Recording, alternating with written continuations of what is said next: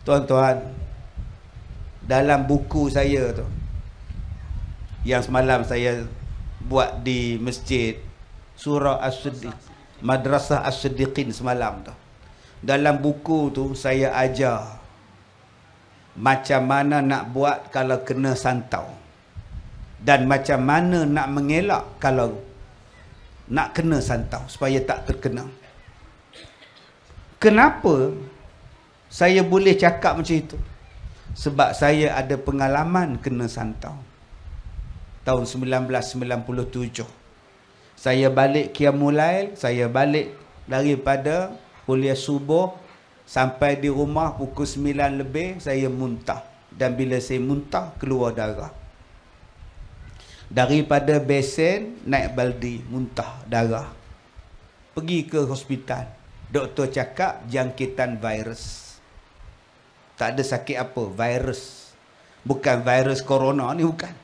Masa tu tak ada lagi corona masa tu. Bila balik rumah makin sakit, bila balik rumah makin sakit.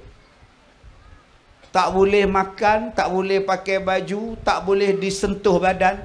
Rasa macam dihiris dengan sembilu yang tajam, buluh yang tajam. Sakit tekak, tak boleh bercakap, tak boleh tidur. Setiap petang ada satu perempuan, dia datang di depan rumah saya, dekat pintu, dia cakap, padan muka engkau. Ceramah mengata pada orang, padan muka engkau. Orang lain tak nampak kat nak, saya seorang je nampak. Aduh, kuku saya ni habis jadi hitam. Bila dibawa balik ke kampung, datang ustaz-ustaz, dia kata kena santau. Sebab tu akak-akak, cara paling mudah nak kena santau, tengok pada kuku. Cuba tengok kuku yang bahagian bawah yang dekat dengan isi, dekat dengan kulit dah. Warna apa sekarang? Warna apa? Putih. Bila putih, maknanya tidak ada santau. Sihat. Jari saya hari tu 10-10 tu, bahagian yang bawah tu semua hitam. Itu tandanya kena santau. Jadi senang nak tahu kena santau. Ada ustaz, makcik ada satu hitam ustaz. Itu terkapit pintu makcik. Itu bukan santau makcik, nampak benar nipunya. Ada yang jawab, ustaz saya 10-10 hitam. Bahagian mana? Bahagian atas. Yang tu balik rumah pergi potong kuku. Dah hitam legam dah kuku. Allah tuan-tuan, sakit. Sebulan saya tak boleh bercakap. Sebulan saya tak kenal orang. Badan saya jadi kurus kering. Datang satu mimpi. Dia kata ubat untuk sakit santau kau ada 7 jenis. Besok engkau cari 7 jenis ni. Pukul 4:30 pagi saya bangun. Saya kejut isteri saya. Mama, tolong tulis jap 7 benda ni. Tulis. Besok pagi lepas subuh saya buat. Pukul 11 saya dah boleh bercakap, dah boleh minta nasi, dah boleh makan nasi, dah boleh dukung anak sulung saya. Masa tu umur baru 8 bulan. Tak lama lepas itu tuan-tuan, saya makan nasi, dah boleh ceramah balik, ceramah semua dah boleh. Saya makan nasi di rumah saya pukul 6 petang. Sebelum keluar mengajar kuliah maghrib. Bila saya makan nasi, nasi yang saya makan tu 2 suap. Suap yang ketiga ada ulat. Maknanya saya dah telan ulat dah 2 kali. Saya buang nasi tu ke lantai, dia jadi nasi. Bila saya pegang tangan, dia jadi ulat. Allah tuan-tuan. Sakit pula. Yang ni paling dahsyat sakit saya. Berpuluh-puluh ustaz pengamal perubatan datang. Last orang Indonesia. Satu kiai dari Indon datang. Tuan-tuan tengok cerita hantu Kak Lima. Macam tu lah. Saya orang Indonesia. Kalau enggak ada ilmu di dada, enggak sampai Gunung Everest. Macam tu lah Indon tu datang. Saya datang ke sini mau obatin Bapak Kazim. Bapaknya Kazim. PA saya cakap, Bapak Ustaz Kazim sudah lama meninggal. Itu bapak dia. Ininya Ustaz Kazimnya. Oh, cakaplah Ustaz Kazim, mana aku tahu. Dia semayang, dia baca Quran, berikan aku cangkul. Pukul 12 tengah malam minta cangkul. PA saya cari cangkul, dia gali depan rumah saya, dia korek, dia korek, dia korek, dia keluarkan bangkai anjing. Ini sihirnya. Saya permisi dulu. Saya tak kenal dia, saya tak tahu siapa dia, sampai sekarang saya tak jumpa. Allahu Akbar. Tuan-tuan, tuan-tuan tahu tak, bila saya nak pindah daripada rumah saya, datang dua suami isteri. Bila datang dua suami isteri, saya kata, masuklah abang. Tapi rumah saya tak ada sofa, tak ada cushion. Sebab saya dah pindah. Tinggal barang-barang lain je yang belum pindah. Sofa-sofa dah pindah dah. Okay, kawan tuan-tuan. Baik, tuan-tuan dirahmati Allah. Dia kata, tak apa, saya nak jumpa Ustaz. Ustaz, kami datang nak minta maaf. Oh, kenapa nak minta maaf? Kami yang sihirkan Ustaz. Saya cakap, saya dah tahu lama dah. Dia tanya saya, macam mana Ustaz tahu? Saya tahu.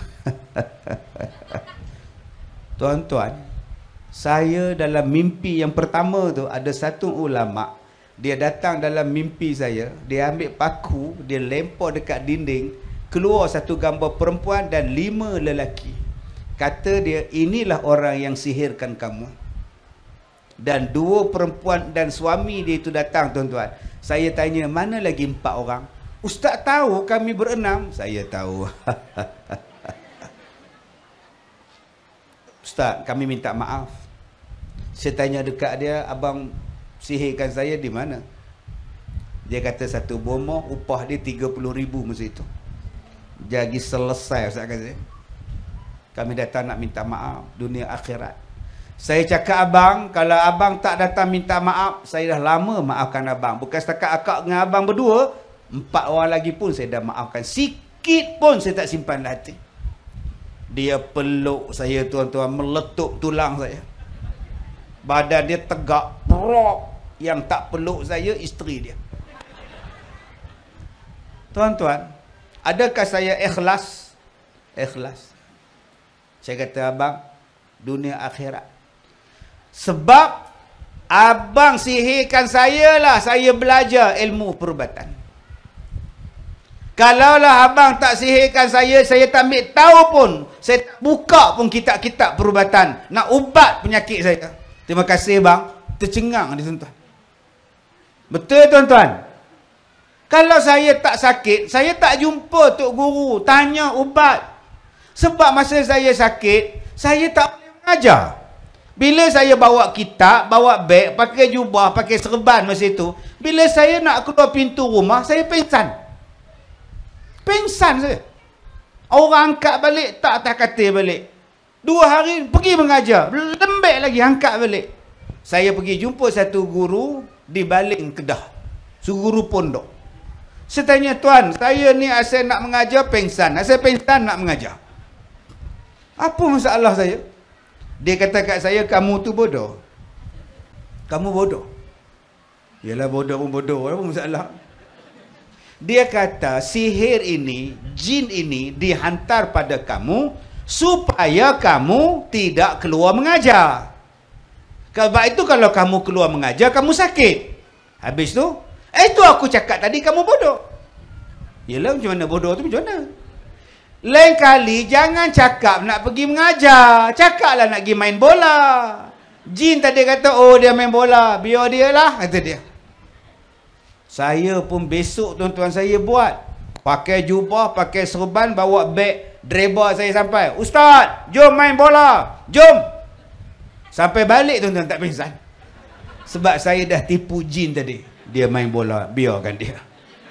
Sebab tu akak-akak di sini kalau ada penyakit macam itu, ustaz, asal saya nak buka kedai malas, asal saya buka kedai mengantuk. Jangan cakap buka kedai, cakap pergi belajar silat, selesai masalah.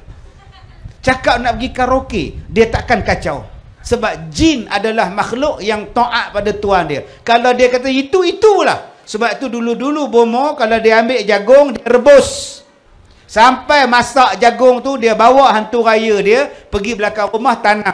Dia kata pada hantu raya dia, selagi jagung ni tak masak, selagi jagung ni tak berbuah, engkau jangan balik. Jin tu bodoh, dia tunggu jagung tuan-tuan. Bila nak tumbuhnya dah rebus.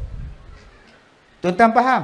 Tuan-tuan ingat tak kisah Nabi Sulaiman duduk atas singgah sana, dia suruh jin buat kerja. Buat kerja. Dia bukan tahu Nabi Sulaiman wafat. Sampai Nabi Sulaiman kaki dia ni patah. Dia makan anak-anak kaki kursi dia. Barulah jin tahu. Udah mati. Sebab itu tuan-tuan, saya belajar benda itu. Saya kata pada akak, abang, terima kasih. Syukur banyak-banyak. Yang ketiga, saya cakap tadi, dia jadi anak murid saya.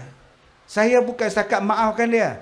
Saya kata, abang, marilah mengaji. Saya ikhlas. Saya kata tadi. Dia duduk di sebelah saya, dia mengaji dengan saya, tadah kitab. Duduk sebelah saya. Satu malam, saya tanya, abang, malam besok free tak? Free? Bawa saya, driver saya cuti. Boleh? 6:30 sampai dah. Naik Mercedes dia, tuan-tuan. Lama-lama dia pula jadi driver saya. Daripada orang yang sihirkan saya, dia pula jadi driver saya.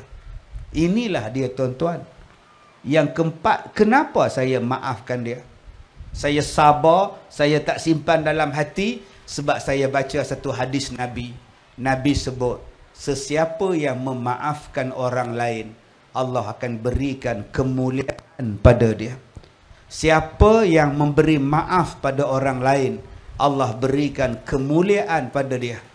Sebab tu saya minta Allah bagi mulia dengan sebab saya maafkan dia. Memang Allah bagi tuan-tuan. Dalam banyak-banyak ni tuan-tuan, saya atas pentas, akak-akak duduk bersila di bawah.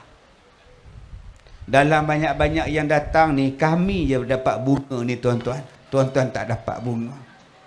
Dalam banyak-banyak ni kami dapat 2 kipas. Akak-akak depan ni 1 kipas pun tak dapat. Nampak tak kemuliaan Allah bagi?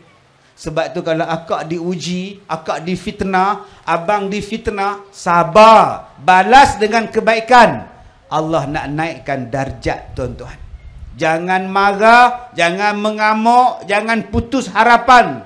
Allah nak ganti benda lain yang lebih dahsyat daripada itu. Tenang-tenang, senyum-senyum, semayang malam-malam, bangun semayang malam tahajud, minta kekuatan. Dan selepas itu tuan-tuan tunggulah apa yang Allah nak bagi pada tuan-tuan.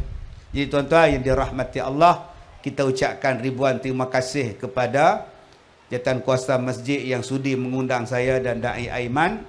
Sebelum kita bangun nanti, Da'i Aiman akan memimpin bacaan selawat ke atas Nabi Muhammad sallallahu alaihi wasallam, dan kita juga memohon mudah-mudahan negeri dan negara kita dipelihara oleh Allah daripada pelbagai penyakit yang datang merunsinkan kita ni. Mudah-mudahan kita terelak, tak terkena benda-benda ini. Jadi bagi tuan-tuan yang nak tolong sekolah saya, di belakang sana ada gerai Al-Barakah, ada kitab yang saya sebutkan tadi, buku yang saya tulis tadi. Tuan-tuan bolehlah sedekah pada sekolah saya dengan dapatkan buku itu. Begitu juga dengan minyak angin apa ada nama? Da'i Care. Untuk akak tu nanti. Da'i Care, ambil sikit lutut tu. Da'i Aiman nama dia, Da'i Care tuan-tuan. Jadi terima kasih. Saya dah ceramah 30 tahun tuan-tuan. Inilah kali pertama saya datang ke sini. InsyaAllah kalau nak jemput lagi 30 tahun dari sekarang. Wallahu a'lam. Wallahu alam. Terima kasih Al-Fatih Ustaz di atas penjelasan dan kupasan diberikan tuan-tuan. Mudah-mudahan hari ini sama-sama menjadi titik permulaan untuk kita sama-sama memupuk kesabaran dalam jiwa kita tuan-tuan.